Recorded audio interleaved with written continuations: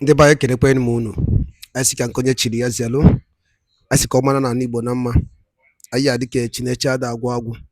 Otu anyị kwuru ya, otu akwa ya dịrịrị. Ise, ise, ise. Dị ka o si dị ụbọchị uhuruchi nketa anyị wetara nnukwu ozi. Biko geenụ ntị. Ife a bụ according to the Biafran activist wetara ya bụ ozi. Quote, good news to Mazi Nnamdi Kanu and the Biafrans. This is according to the Biafran activist.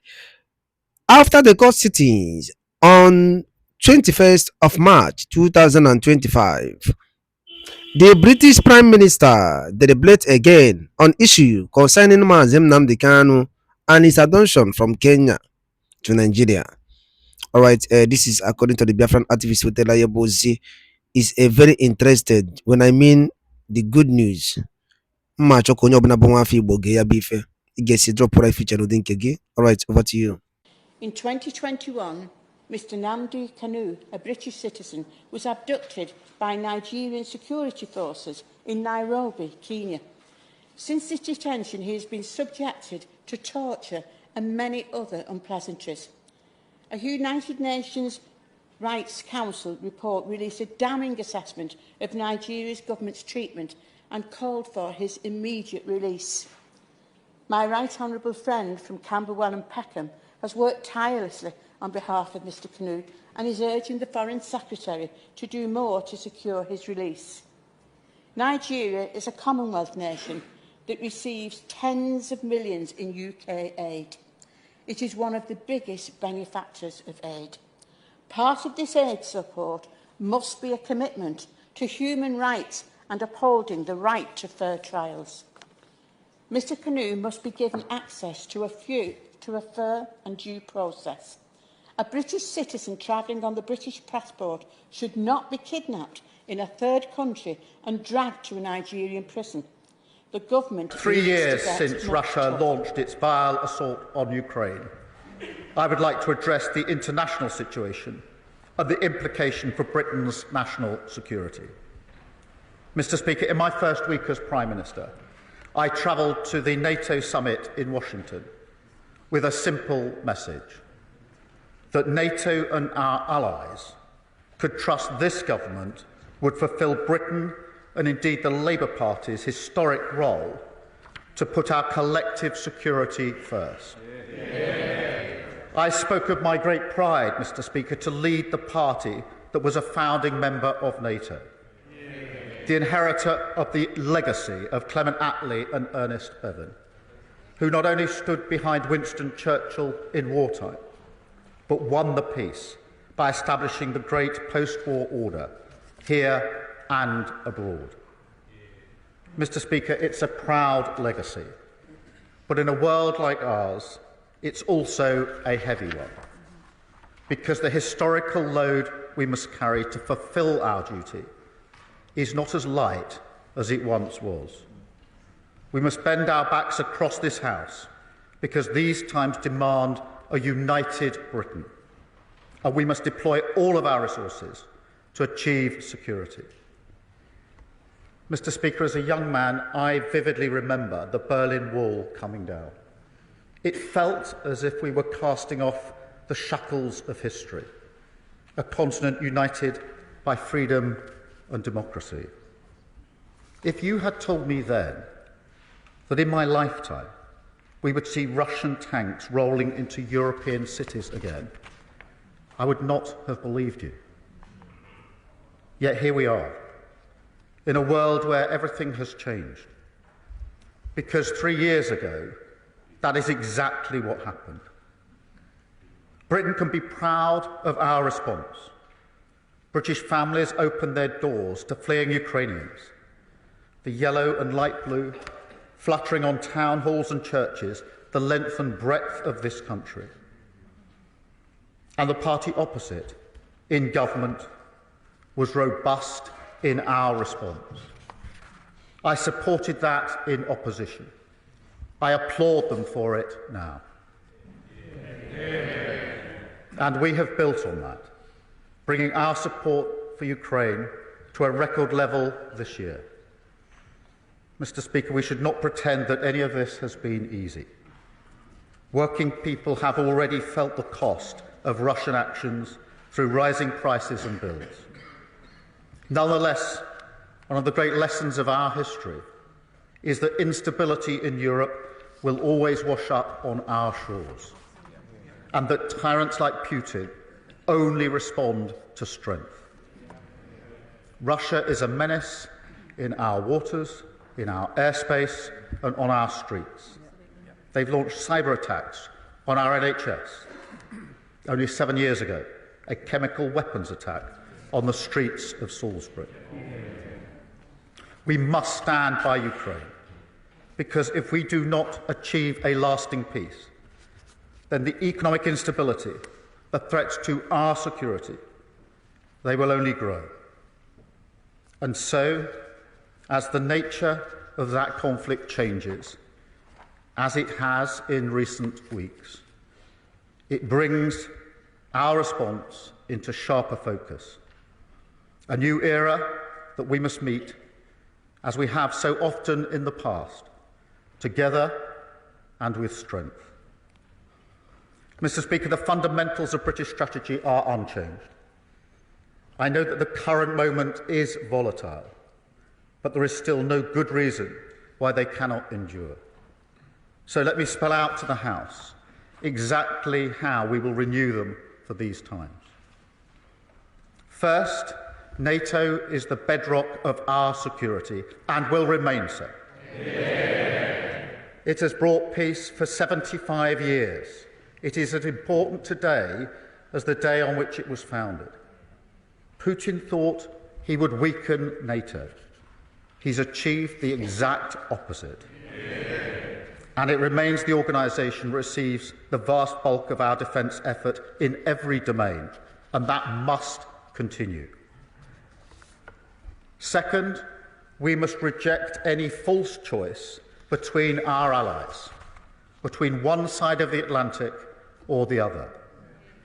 That is against our history, country and party, because it's against our fundamental national interest. The US is our most important bilateral alliance. It straddles everything from nuclear technology to NATO, to Five Eyes, AUKUS and beyond. It survived countless external challenges in the past. We fought wars together with the closest partners in trade, growth and security. So this week, when I meet President Trump, I will be clear. I want this relationship to go from strength to strength. Yeah. But, Mr. Speaker, strength in this world also depends on a new alliance with Europe. As I said in Paris last week, our commitment to European defence and security is unwavering. But now is the time to deepen it.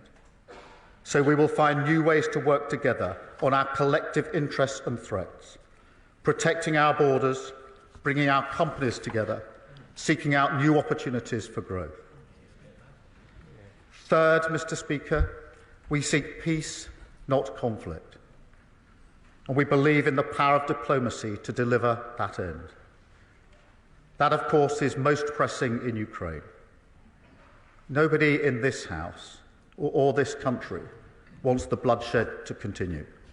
Nobody. And, Mr. Speaker, I've seen the devastation in Ukraine firsthand. What you see in places like Bucha, that never leaves you. But for peace to endure in Ukraine and beyond, we need deterrence. I know that this House will endorse the principle of winning peace through strength. Yeah. So we will continue to stand behind the people of Ukraine. We must ensure they negotiate their future, and we'll continue to put them in the strongest position for a lasting peace. Fourth, Mr. Speaker, we must change our national security posture, because a generational challenge requires a generational response.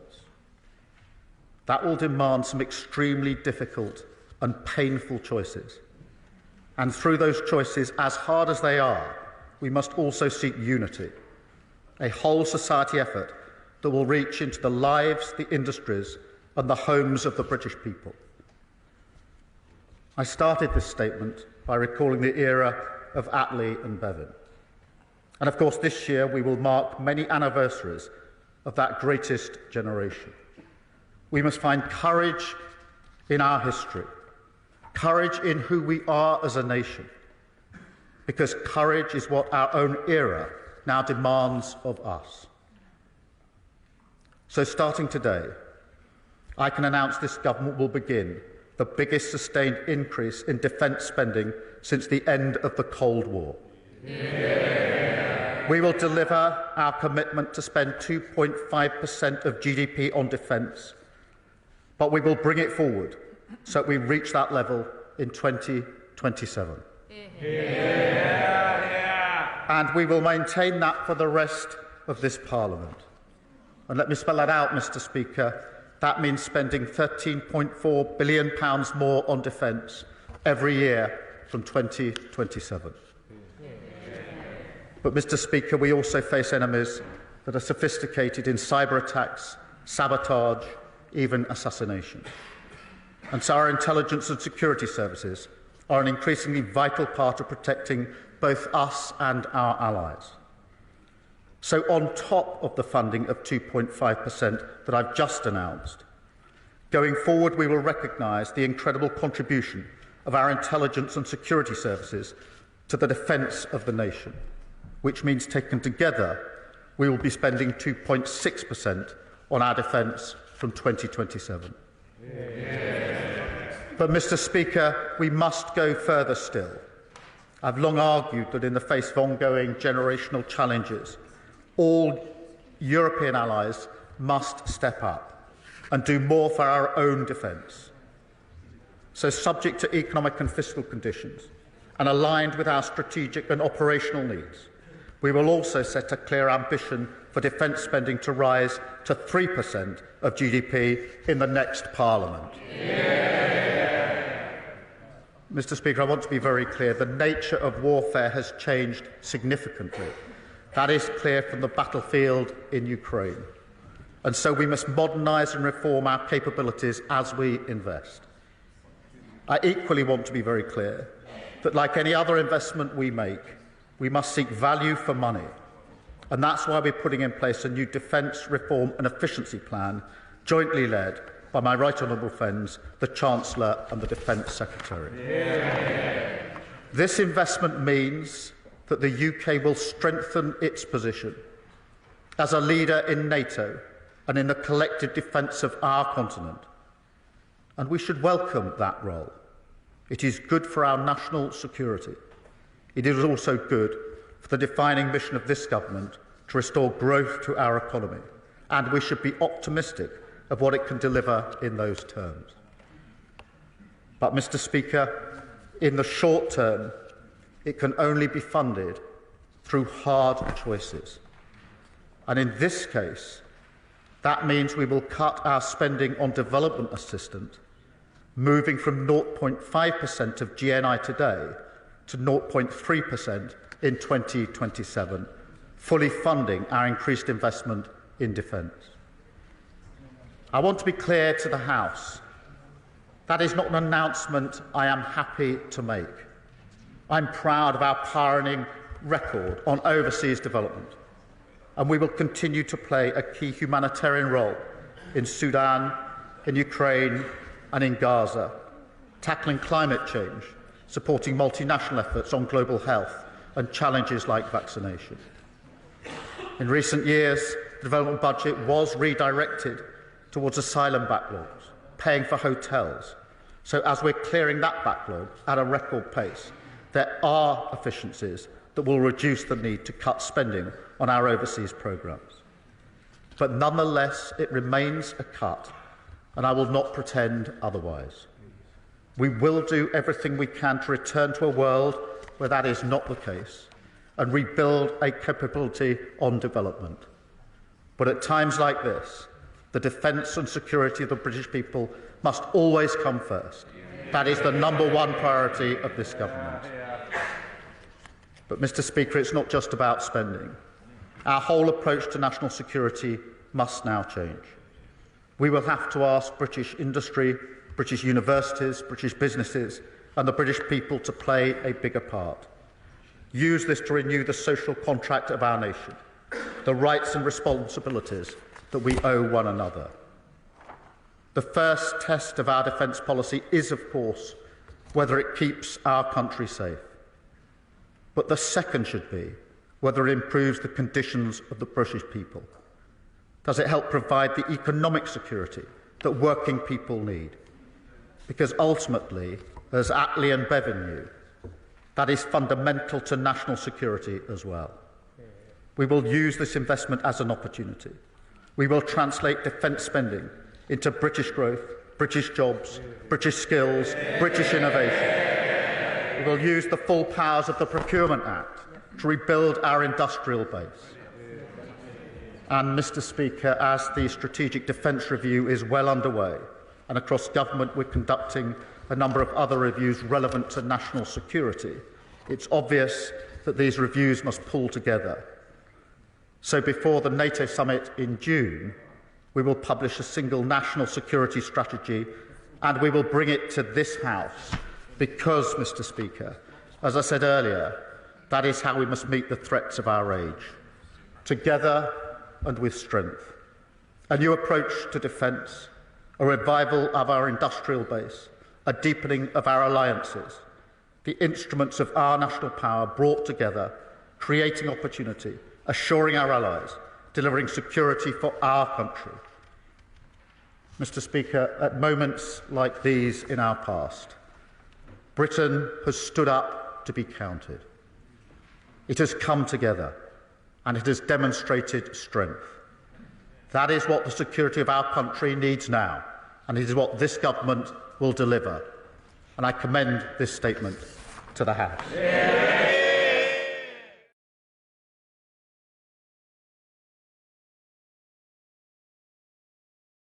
Ndị be anyị ngwadalụ nnenu asị m ka ọ dịla anyị ncha niile na mma ka ife were ikwu gbasịta maka ya bụ ife ndị a niile one of the Biafran activists kwuru n'iru akwụkwọ n'ụdị nke ya ka ife were ikwu gbasịta maka ya bụ ife ndị a niile okwu gasị drọpụrụ anyị iche n'ụdị nke gị na comment section bido ana ọzọ dị ka ịbịa pụtụsa ya bụ ozi ka ọ rutekwa ụmụnne anyị ndị ọzọ n'ebe dị iche iche aka ka ọ dị n'ume Igbo.